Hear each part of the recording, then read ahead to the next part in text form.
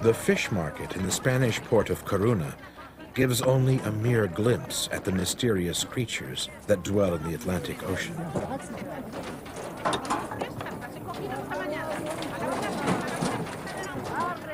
Blue sharks are common, and there are plenty of lobsters and other shellfish.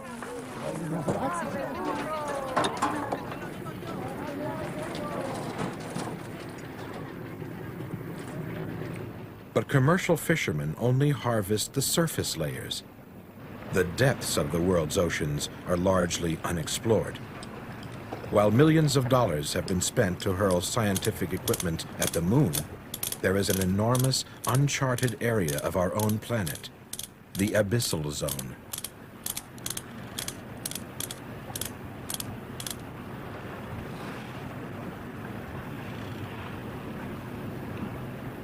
This research vessel and its high-tech trawling system is on a mission to catch strange and rarely seen creatures that inhabit the ocean's depths. The net will fall to a depth of over a mile. Here, the water is permanently cold and dark, an icy blackness where only the phantoms of the abyss survive.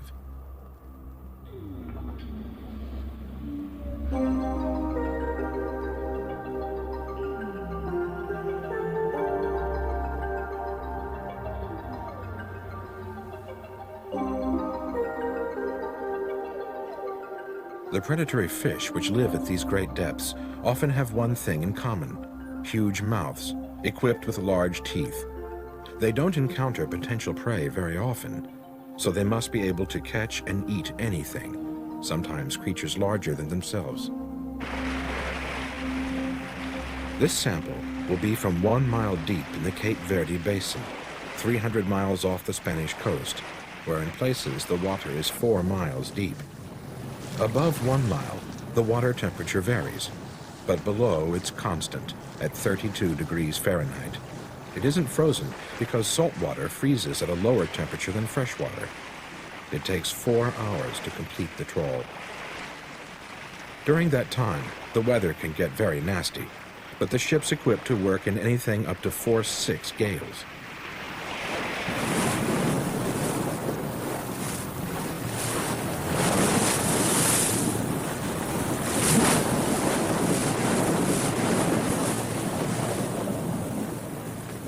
The laboratory tables are gimbaled to stay level despite the movements of the ship. The course is computer-controlled, which can, if necessary, use the engines and steering gear to hold the ship completely still, without drifting, even in a storm.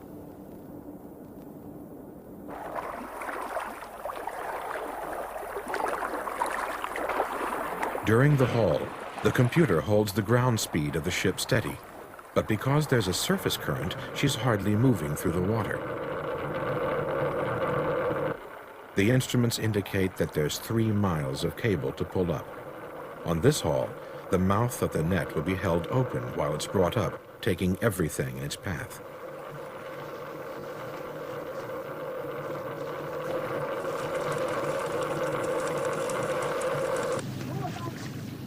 The crane is swung into position, ready to haul the net itself aboard.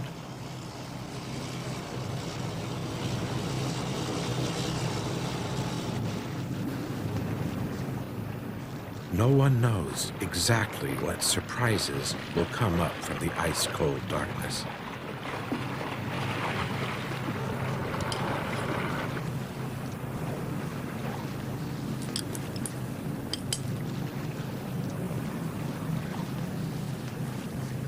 At the top end is the monitor, which receives signals from the ship to control the net, then a small sampling net, and finally, the big trawl itself.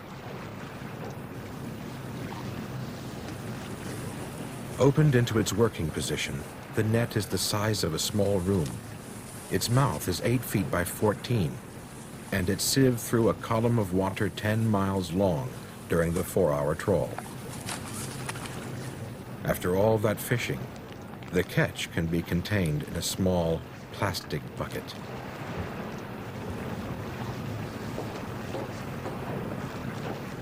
Although the oceans contain 9/10 of all the water in the world, they're relatively uninhabited. Deep-sea animals have a lonely life in a boundless world. Whether they go up or down or sideways, it's rare that they'll meet another animal, and if they do, it's likely to be a different species.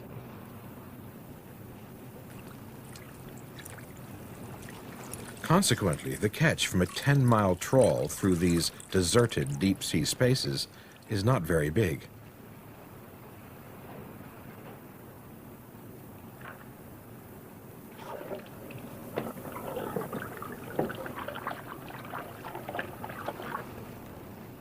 Many of the animals that are brought to the surface die due to the changes in temperature and pressure. Each of the scientists has his own specialty, but each has also acquired a general knowledge of what to expect. They're always on the alert for new creatures.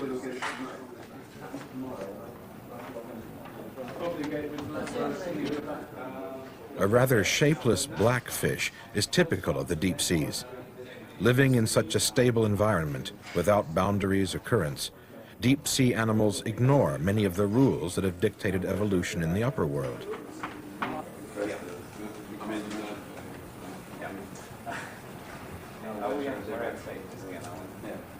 Okay, right, now I'm in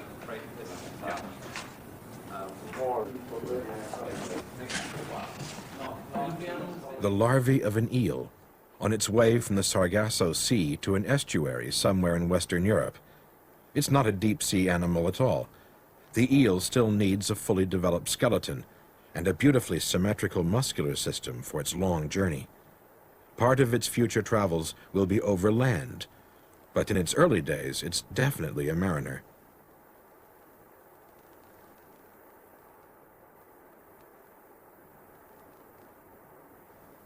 The distant ancestors of all animals with backbones may have been like these curious creatures, known as salps. In deep water, there are many different types of salp, most of them less than an inch long. They function like little jet engines, sucking water in, then squirting it out under pressure. Some species go around joined together in groups or colonies.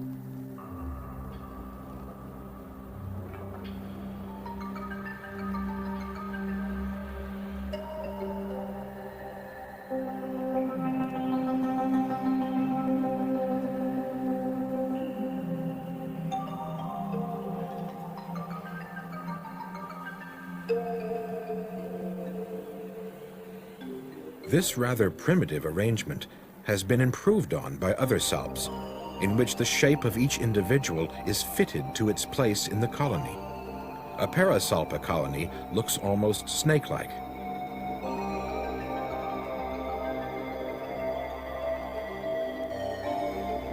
And Cyclosalpa's wheel-shaped colony looks more like a jellyfish than a team of ancestral vertebrates.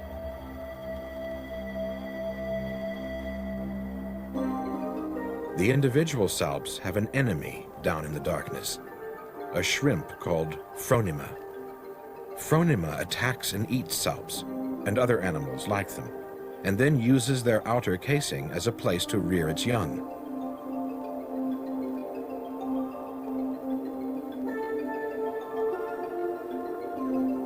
The youngsters hang in a cluster in the roof of the case, while their parent uses its legs to circulate water around them.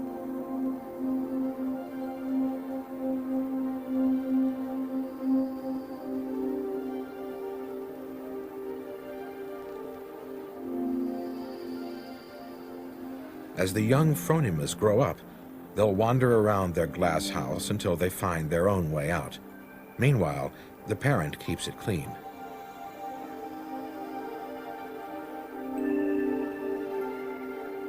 Because there's so little light at these depths, the color of deep water animals is a mystery. Red is common, but no one knows why. There's little or no daylight to see it. Even so, many deep water invertebrates, including Phronima, have large compound eyes made up of clusters of transparent rods. Another shrimp, Cystosoma, has huge eyes. Although its tail is obviously shrimp-like, Its head looks more like a horsefly.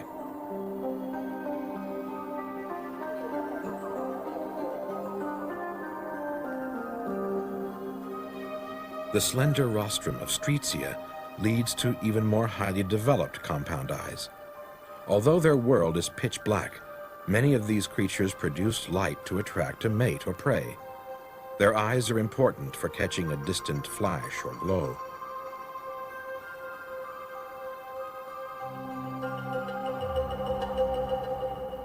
Touch is as important as sight. The antennae of this shrimp, called plesionica, are probably used to pick up vibrations made by prey and predators.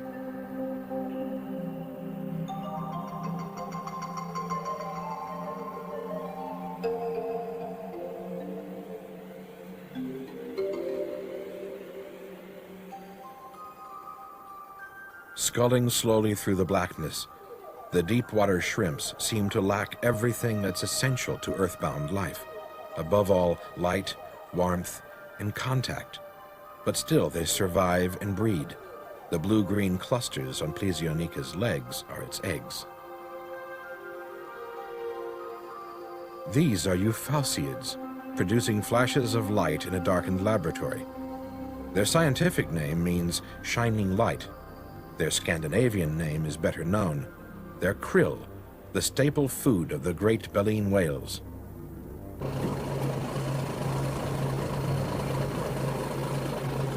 Out on deck, the big winches are letting down the net again. The net will bring back with it creatures from a world which is less well explored than some parts of the moon.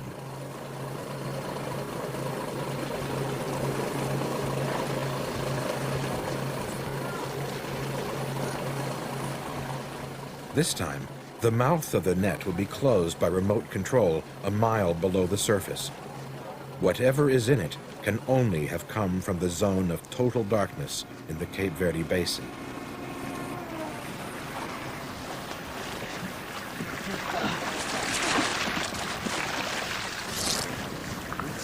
At these depths, the fish themselves go fishing, and flashing lights and giant teeth are standard equipment.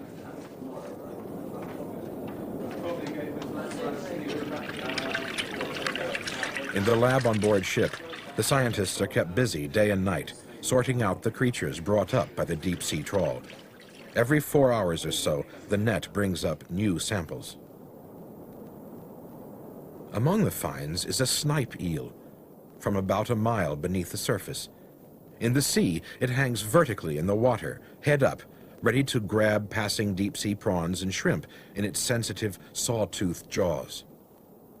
Its jaws diverge at the tip, which increases its chances of touching a passing shrimp. It relies on touch to locate its prey in the dark.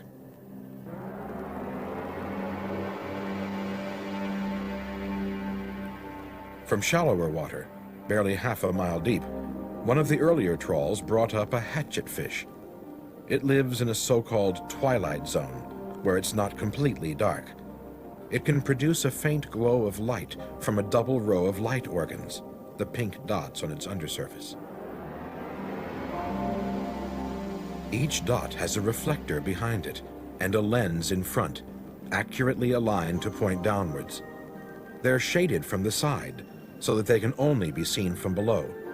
This would help break up the fish's silhouette against the faint light from the sky without giving it away to predators or victims approaching from the side.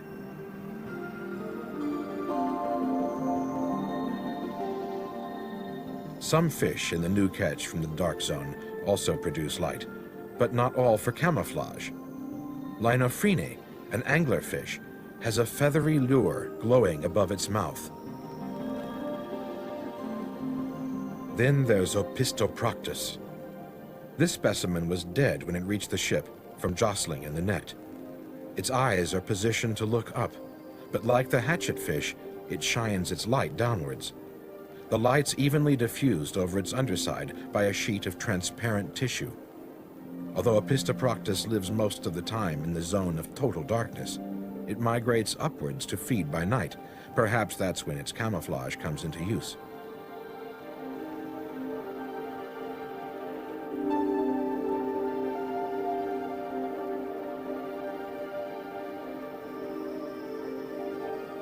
The deep ocean is a lonely place, where surviving depends on instinctive reactions, supersensory perception, and specialized weapons. Another predatory fish, called stomias, also has a luminous lure. Although, like many deep-sea creatures, it has huge sensitive eyes, its jaws are triggered not by sight, but by anything that touches its bait. Its array of light organs suggests that stomias too migrates upwards at night. Every so often, another fish must mistake the lure for something edible, perhaps a small squid.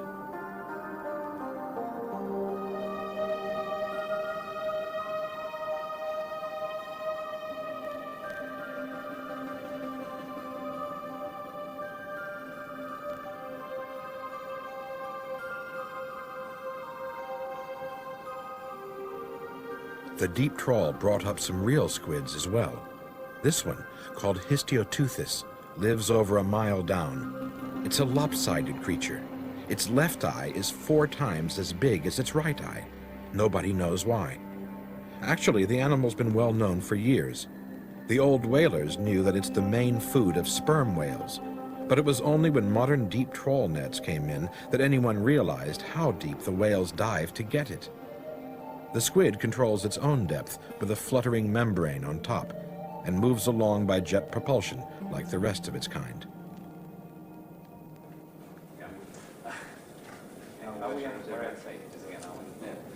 Okay, right, now I'm in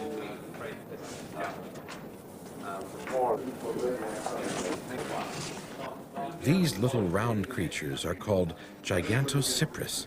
They have very strange eyes. They're surrounded by parabolic reflectors, like car headlights, and they pulsate.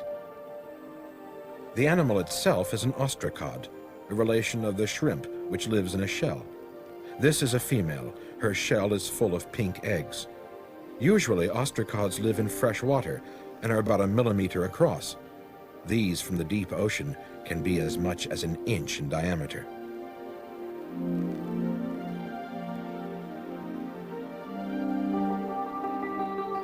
Gigantocyprus uses its antennae to swim, but what it uses its elaborate eyes for, down in the darkness, is a mystery. It doesn't hunt, it's a filter feeder, and it can't avoid any fish that might want to eat it because it swims too slowly.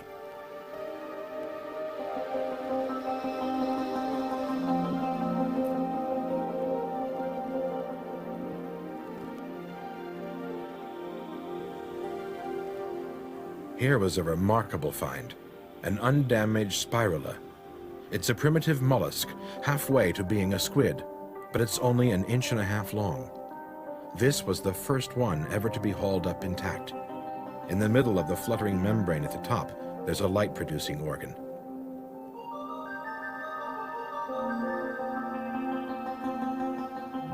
The same haul produced a transparent squid called Japatella. It maintains its position in the water by means of a buoyancy bag filled with ammonia. It attacks anything it can bump into with its little horny beak in the middle of its tentacles.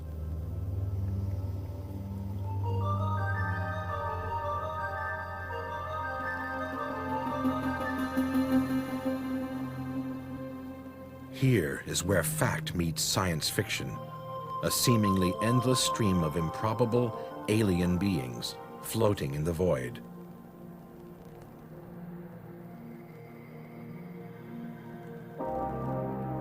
Then an encounter with the pteropods, creatures that dance on the edge of another dimension.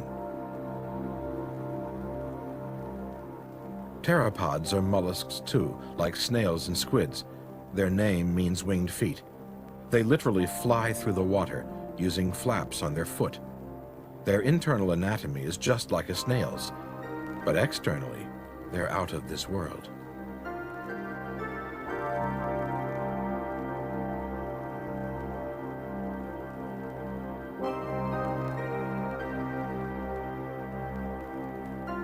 Some of them look like beautiful, slow-motion glass butterflies, and others look like the bizarre invention of a comic book artist.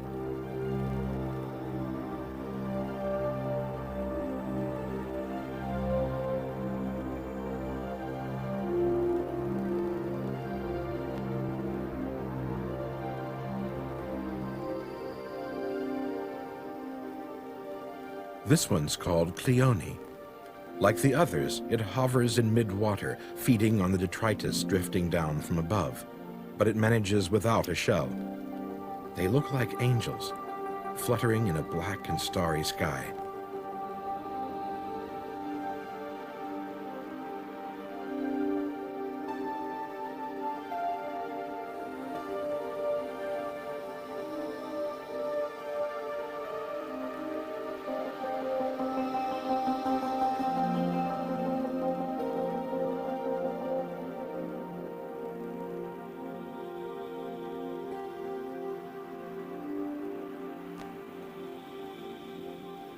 But when theropods die, they don't go to heaven.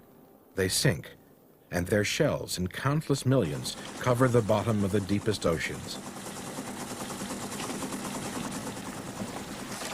This time, the winch is dragging up the bottom sludge from 2 miles deep.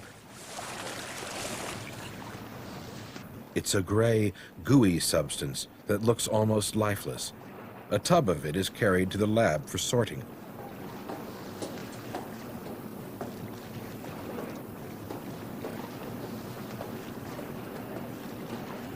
No plants live on the bottom of the ocean, but there is a surprisingly rich and varied animal community.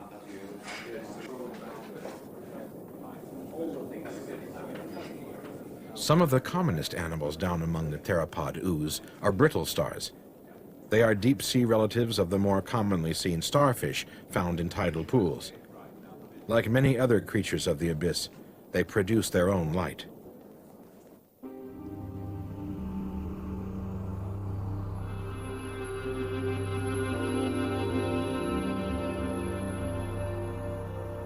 The deep seabed must be a wonderful sight. Deep water corals grow on the bottom, and they too produce light. Moving against this luminous background are some eerie animals, like this sea spider 10 inches across. Judging from the contents of the dredged up material, the seabed seems to be dominated by lobsters and shrimp-like creatures. This is a snapper shrimp, a powerfully built little predator. This one is equipped with a mass of gadgets at its front end, practically a living Swiss Army knife.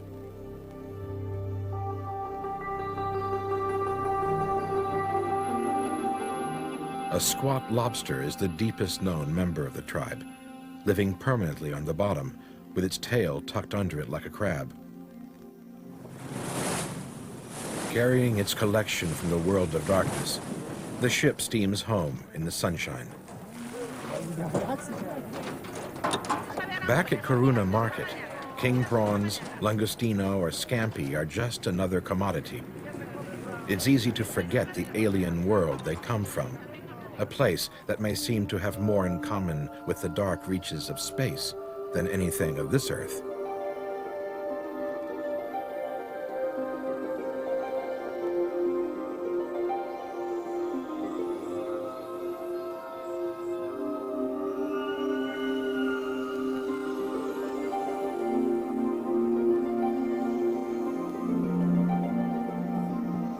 In past eras, every ocean voyage was a plunge into the unknown, unimaginable terror rippling just below the surface. The ancient mariner dreaded this place. In the 16th and 17th centuries, navigators spoke of a vast, unmoving sea, the Sargasso, taking its name from the dense carpet of sargassum weed, which trapped their ships and harbored fearsome creatures. Sargassum weed grows off the coast of South America. The mature plants float to the surface and drift northwards on the North Equatorial Current to the Caribbean near Bermuda. There the current drops them in an enormous calm eddy, the Sargasso Sea. Each clump of weed has its own group of passengers, just as weird and wonderful as the old navigators said, but most of them a little too small to be really fearsome.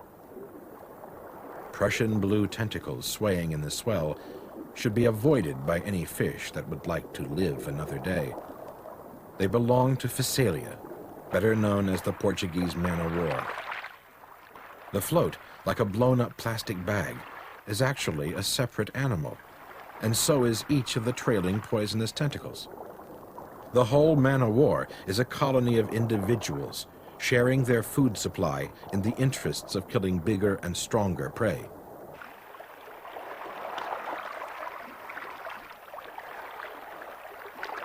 Other passengers would do well to steer clear of the man-o'-war. Some of the travelers don't ride the weed, but sail alongside, like Jack Sail-by-the-Wind, called by scientists Velella, Latin for a little sail. Velella is just one animal, not a colony like the man-o'-war. The sail on its back is angled to starboard if it lives above the equator and to port below. Velella feeds in the open tropical oceans, gathering tiny planktonic creatures with its tentacles. Its food is most plentiful in equatorial waters, and the set of its sail keeps it in the right latitudes, both in the northeasterly trade winds above the equator and the southeasterlies below.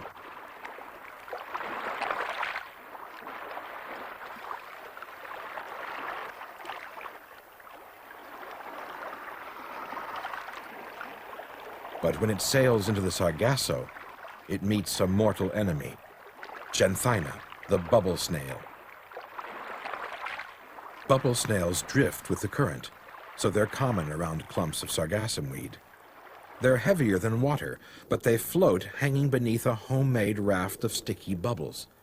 They're carnivorous and highly predatory. Their teeth are at the end of a flexible trunk-like proboscis, reaching out beneath the silvery raft.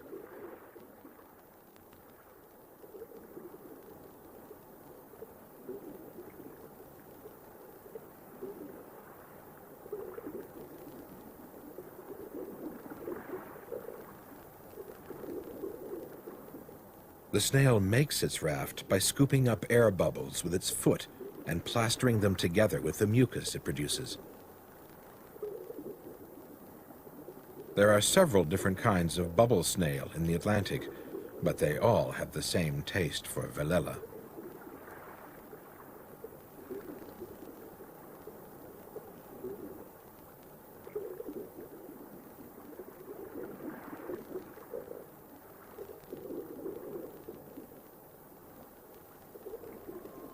Like the old-time sailors, Velella is helplessly becalmed in the Sargasso. Seen from below, Janthina looks more snail-like. Some of the bubbles appear pink. Thousands of egg purses full of tiny larval snails, swimming by means of whiskers called cilia.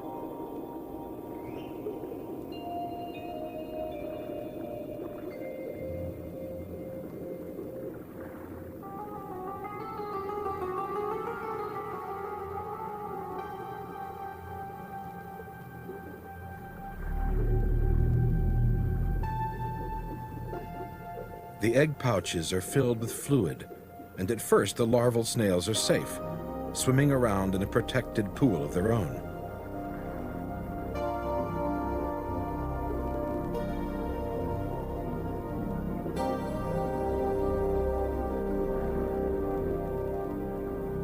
When they grow older, they're released into the open sea. There they can swim around the weed clumps, feeding on microscopic plankton until they grow so heavy that they have to make a bubble raft of their own. But among the drifting weed, and sometimes on rather unnatural floats, the larvae have an enemy. The Sargasso is a natural collecting place for flotsam and jetsam. On planks and bottles, on anything that floats, the goose barnacles make their home.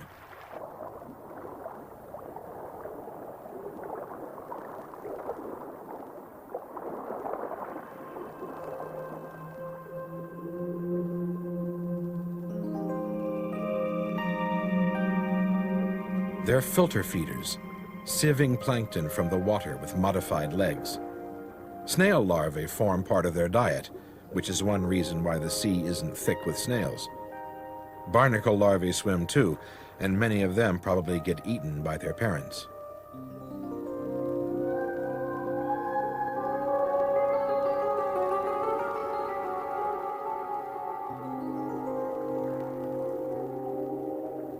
The feathery first stage larva changes into a more solid-looking second stage, but it is still microscopic.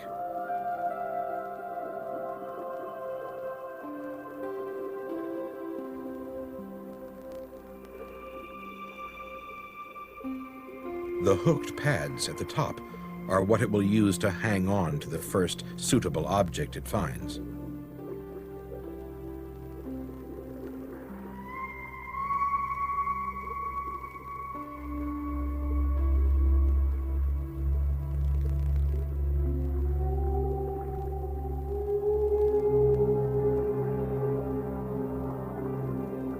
Among the densely settled barnacles, the little sargassum crab has found a home. It lives on scraps that escape the barnacle's clutches and on the young larvae that settle nearby.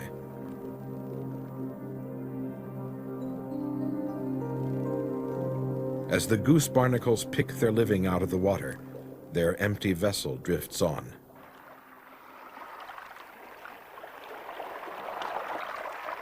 Nearby, the empty shell of a tiny squid, about half an inch across, bears its own miniature goose barnacles.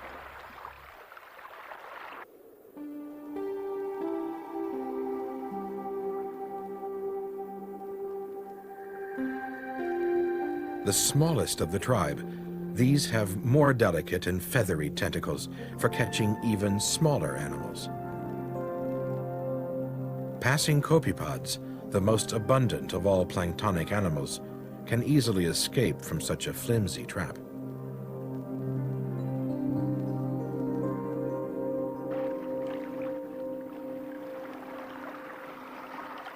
But another trap is waiting, and for many of the drifters, escape will be a matter of luck. Their crowded life on the ocean may seem almost timeless until land appears on the horizon. From the coast of South America, sargassum weed drifts on the North Equatorial Current 2,000 miles north to Bermuda, journey's end for many of the plants.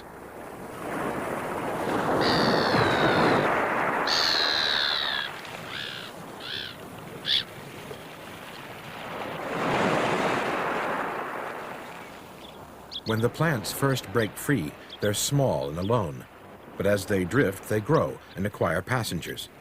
The passengers, crabs and barnacles among them, are totally dependent on the plant. As the clumps grow, they get more bushy and they develop more and bigger float bladders. But none of this helps the animals that live on them when the clumps wash ashore. On shorelines round the world, birds, like turnstones, live on the casualties of the sea.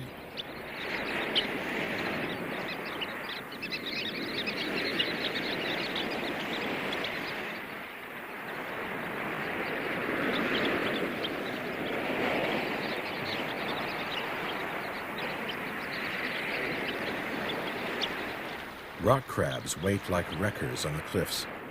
A stranded Portuguese man-o'-war's rich booty, even if it is hard to handle.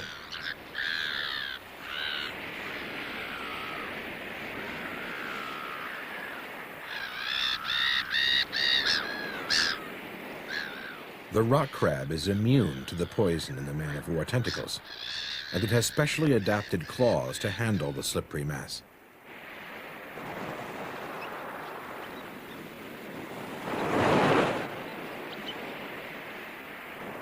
A sanderling, a shoreline scavenger like the turnstone, is specialized in a different way.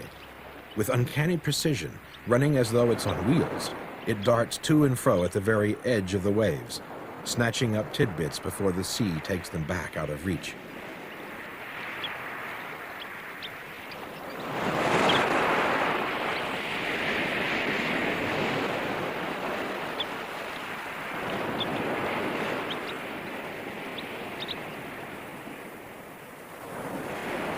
Its reward for all this tireless sprinting up and down is a share of the passengers from the stranded clumps of weed.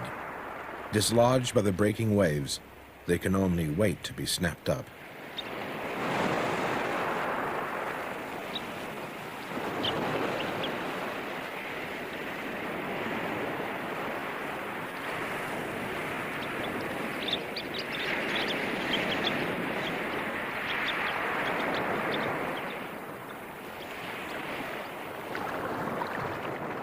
In the harbor nearby, another kind of weed has been washed up with the sargassum.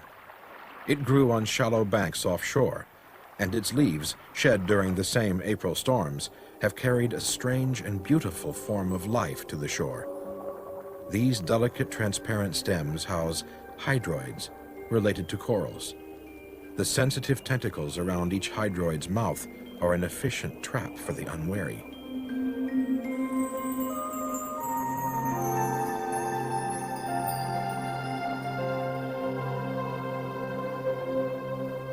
Once they touch the prey, it has little or no chance.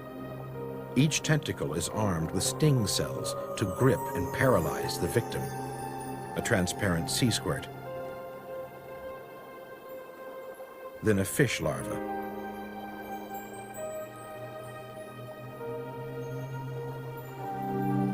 One helpless copepod is still feeding with its head while the hydroid digests its rear end.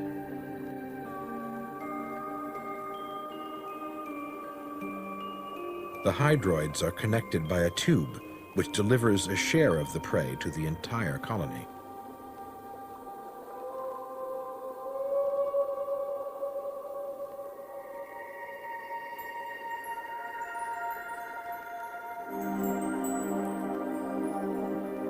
The little hog louse that lives among the hydroids thrashes the water patiently, collecting scraps and small animals. The hydroids breed in the shallows by budding, producing medusae, mini jellyfish.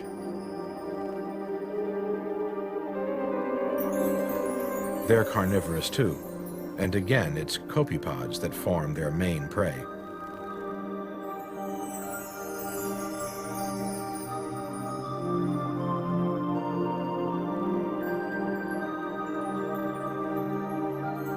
The sea spider, climbing among the hydroid stems, feeds on medusae, lying in wait as they pulse by.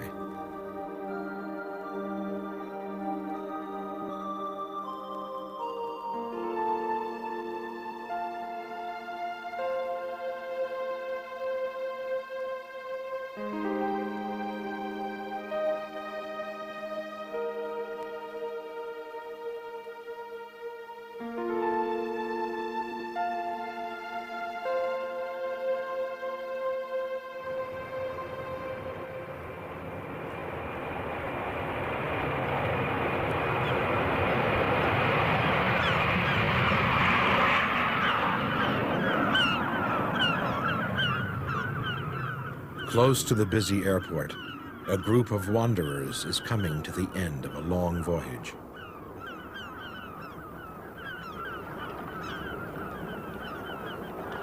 The Portuguese man-of-war has no way of knowing that its days are numbered, so life on board goes on as usual.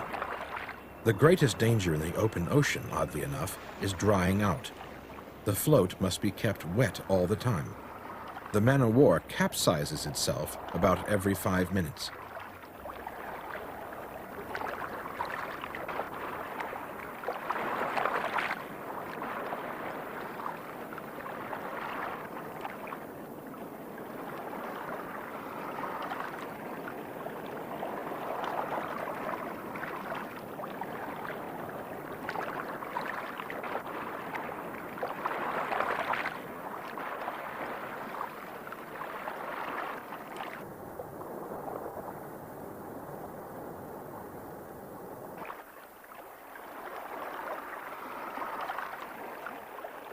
Using the wind and the drag of its tentacles in the current, the man-of-war rights itself.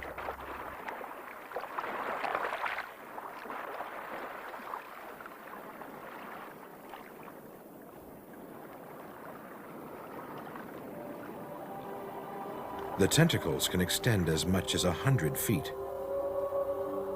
Along their length, poisonous sting cells have hollow barbs to stun and eventually kill prey, just like those in the tiny hydroids.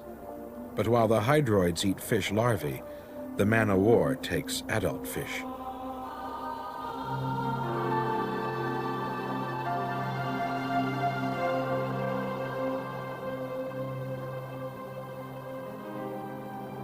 Not all fish are vulnerable to the poison. This species of clownfish has developed an immunity. It cruises the danger zone, safe from its enemies, picking up the man-o-war's leftovers. Its skin is covered in a thick coat of slime, which may neutralize the effect of the sting cells.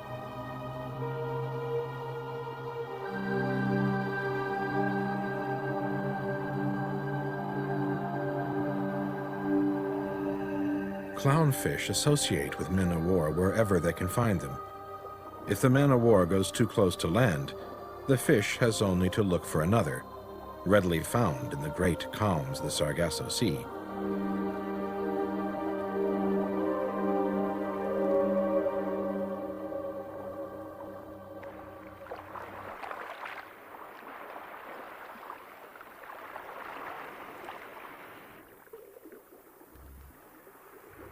Most of the sargassum weed doesn't get washed ashore.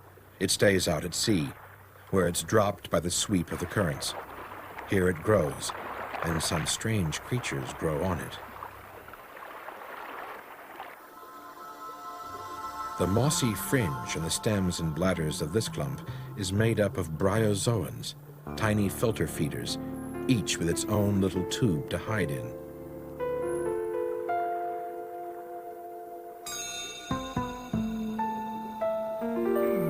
Their tentacles are covered in hairs, which pick up microscopic particles from the calm water. The hairs then sweep the food back towards the bryozoan's mouth. In emergencies, the whole bunch can be pulled back into the safety of the tube.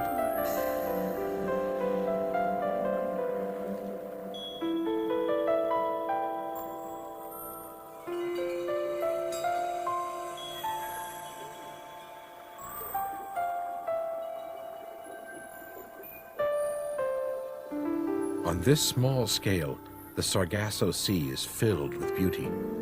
A little cluster of sapphires, the whole animal hardly bigger than a pinhead, is Porpelia, a tiny relative of Velella.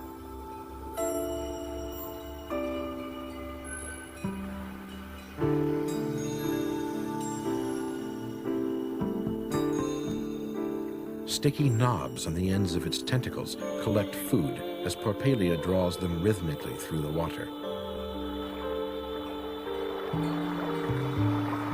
The blue of Porpelia and Velella matches their world, between sapphire sky and turquoise sea.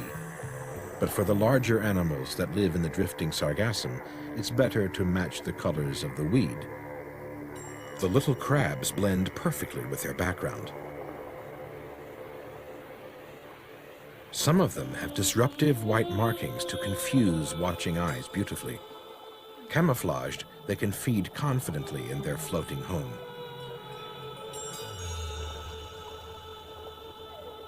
The sargassum shrimp uses the same type of camouflage, but it doesn't fool the resident anglerfish.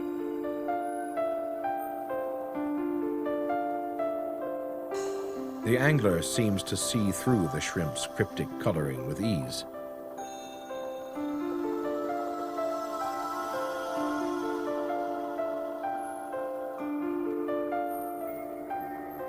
Anglerfish can swim, but for security, they prefer to climb through the weed, using their fin rays like fingers.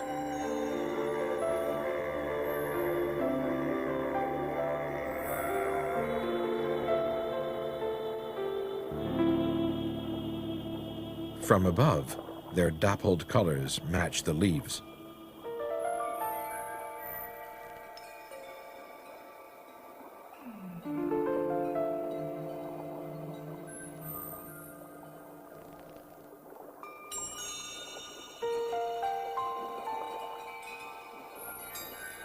The sargassum sea slug, too, climbs acrobatically from branch to branch, an animated, rugged leaf.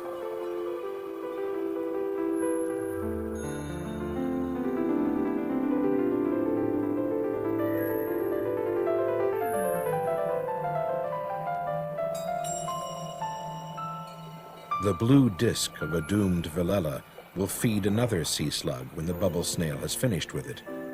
The slug with the blue ribbons on its back can't kill for itself, so it hangs on, waiting for the bubble snail's leavings. It has to make do with the transparent inner framework. As a snail begins to make a meal out of a fresh villela, a new and jarringly modern arrival drifts up. Tar oil now provides a base for small goose barnacles.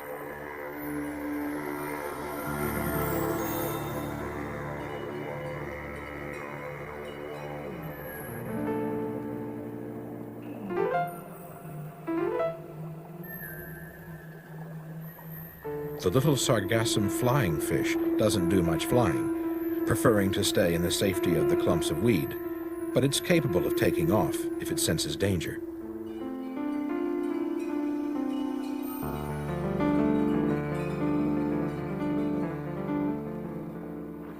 In these calm waters, danger is deceptive. One day, the plant becomes too heavy for its bladders to support it. The clump begins to sink, down away from the life-giving sunlight into the cold of the Atlantic deeps. As the waters lap over it, the angler fish and the crabs must survive in the open sea until another clump comes by. The other, more sedentary animals can only go down 18,000 feet to the dark sea bottom, where the phantoms of the abyss are waiting.